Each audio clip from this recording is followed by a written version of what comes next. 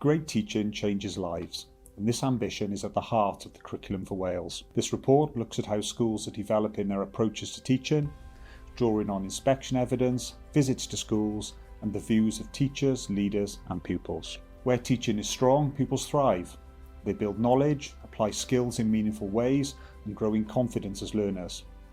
But the report also finds that in some schools the quality of teaching is still too variable, and this can limit pupils' progress. In the best schools, leaders and staff share a clear vision for teaching, learning is carefully sequenced, key concepts are revisited, and teaching includes authentic context for learning and purposeful feedback that moves learning forwards.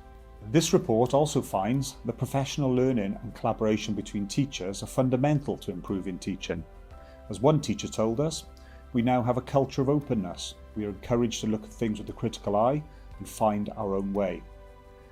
Yet the report also notes that professional learning focused on pedagogy isn't always prioritised well enough and can be limited by time and resources. The report highlights case studies from schools that have transformed their practice. Some had previously been in Estyn follow-up, but by prioritising teaching and collaboration, they have made significant progress and moved out of category.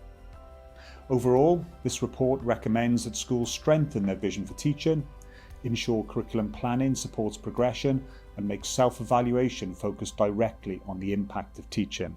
It calls on school leaders, partnerships, local authorities and Welsh Government to provide sustained, high-quality professional learning grounded in research and practical classroom practice to ensure that every pupil benefits fully from the opportunities offered by the Curriculum for Wales.